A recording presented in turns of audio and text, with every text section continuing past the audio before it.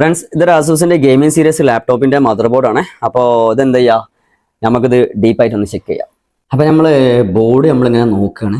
Board ഞാൻ എന്ത് ചെയ്തു എന്നെങ്കിൽ നമ്മൾ ക്യാമറ വെച്ചിട്ട് ഡീപ്പായിട്ട് ഇങ്ങനെ നോക്കി വരുന്ന സമയത്ത് നമുക്ക് മനസ്സിലാക്കാൻ കഴിഞ്ഞത്, ഇത് സർവീസിന് ഒരു സ്ഥലത്ത് പോയിട്ടുണ്ട്. അപ്പോൾ ആ സർവീസ് ചെയ്ത ടെക്നീഷ്യന്മാർ എന്താ വെച്ചാൽ മാക്സിമം അത് നന്നാക്കാൻ വേണ്ടിയിട്ട് ട്രൈ ചെയ്തിട്ടുണ്ട്. പല സ്ഥലത്തേക്കും കട്ടിങ് ചെയ്തിട്ടുണ്ട്. അതേമാതിരി തന്നെ പ്രിൻ്റ് ബ്രേക്ക് ആക്കിയിട്ടുണ്ട്. ഓവറായിട്ട് പ്രിൻ്റ് ബ്രേക്ക് ചെയ്യുന്ന സമയത്ത് എന്തോ സംഭവിച്ചിട്ടുണ്ടാകും. മേ ബി എന്ന് വെച്ചാൽ ആ പി സി ബിൻ്റെ ലെയറൊക്കെ മേലേക്ക് ഓവറായിട്ട് ഡിപ്പെൻസ് ഓരോരുത്തരെ ഇതിനനുസരിച്ച് ഇങ്ങനെ പോകുന്നതാണ്. എന്നിരുന്നാലും നോക്കുന്ന സമയത്ത് ഐസിസ് അതേമാതിരി തന്നെ ചില സ്ഥലത്തൊക്കെ എന്ന് വെച്ചാൽ റെസിസ്റ്റർ, ഇൻഡക്ടർ ഇതൊക്കെ ചില സമയത്ത് മിസ്സിങ് ആയ പോലെ തോന്നുന്നുണ്ട്, മിസ്സിങ് ഒക്കെ കാണുന്നുണ്ട്.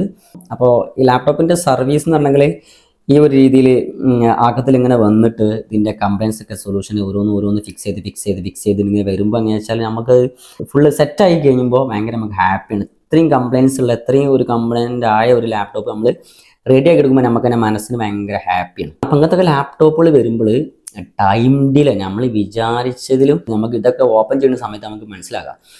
അപ്പോഴാണ് നമ്മൾ ഈ ഓരോ സെക്ഷൻ ബൈ സെക്ഷനിലൊക്കെ നന്നാക്കി വരാൻ ഇത് ടൈം എടുക്കുക. നന്നാക്കി കഴിഞ്ഞാൽ തന്നെ ലാസ്റ്റ് ഫൈനൽ ഔട്ട്പുട്ട് റിസൾട്ട് വരുന്ന സമയത്ത് ചിലപ്പോൾ നന്നാക്കാൻ പറ്റാതൊക്കെ വരാൻ സാധ്യതയുണ്ട്. ഇത് ചിപ്പൊക്കെ മെയിൻ ചിപ്പ് CPU ഒക്കെ ഫെയിൽ ആകുന്നുണ്ടെങ്കിൽ റീപ്ലേസ് ചെയ്യാൻ ചിലപ്പം കിട്ടാതിരിക്കുക. ചിപ്പ് റീപ്ലേസ് ചെയ്തതിൻ്റെ റിപ്പീറ്റ് കംപ്ലയിൻറ്റ് നമുക്ക് മനസ്സിലാവുക. ഇതൊക്കെ വരുമ്പോൾ നമ്മൾ എന്താ വെച്ചാൽ സാധനം ചിലപ്പോൾ റിട്ടേൺ ആക്കാനും പറ്റും, റിട്ടേൺ ആക്കുകയും ചെയ്യും. അപ്പോൾ ഇത് ഞാൻ പറഞ്ഞു കൊണ്ടിരുന്നത് നമുക്ക് നല്ല രീതിയിൽ ടൈം ആകുന്നുണ്ട് ചില ലാപ്ടോപ്പുകളൊക്കെ നന്നാക്കാൻ. അപ്പോൾ ഞാനത് വീഡിയോ ചെയ്യാൻ തന്നെ കാരണം ഇതുകൊണ്ടാണ്. അപ്പോൾ ഇത്രയും കാര്യങ്ങൾ കാണിക്കുന്നുണ്ട്. അപ്പോൾ കാണിക്കുന്നതിൻ്റെ അടിസ്ഥാനത്തിൽ ഇതിൻ്റെ കംപ്ലൈൻ്റൊക്കെ ഇത്രയും കാര്യങ്ങൾ 1 by 1 ആയിട്ട് ചെക്ക് ചെയ്ത് പോകണം. അപ്പോൾ ചെക്ക് ചെയ്യുന്ന സമയത്ത് നമ്മൾ സ്കീമാറ്റിക് ഒക്കെ നോക്കുകയാണെങ്കിൽ എന്നുണ്ടെങ്കിൽ ഒരു 100 പേജിൻ്റെ PDF ഒക്കെ ഉണ്ടാവും. അപ്പോൾ ആ PDF ഒക്കെ ട്രേസ് ഔട്ട് ചെയ്ത് ഇതിലെ കമ്പോണൻസും കാര്യങ്ങളൊക്കെ നോക്കിയിട്ട് പോകണം. എന്നതിന് ശേഷം നമുക്ക് പറയാൻ പറ്റുള്ളൂ ഇതിൻ്റെ ഫൈനൽ റിസൾട്ട് ഔട്ട്പുട്ട് ഇത് എവിടേക്കാണ് എടുക്കുന്നത്. ഓക്കെ, അപ്പോൾ അത് ആസൂസിൻ്റെ ബോർഡാണ്. ബോർഡ് കത്തിയിരിക്കുന്നുണ്ട്. ആ കത്തിയ ഭാഗമാണ് അവർ കട്ട് ചെയ്തിരിക്കുന്നത്. കട്ട് ചെയ്തിട്ട് പിന്നെ ആ സാധനം ഷോർട്ട് റിമൂവ് ആയിട്ടില്ല. ആ ഒരു രീതിയിലാണ് ബോർഡ് നിൽക്കുന്നത് പ്രസൻറ്റിൽ. ഓക്കെ, അപ്പോൾ ഇതാണ് എൻ്റെ ഹിസ്റ്ററി.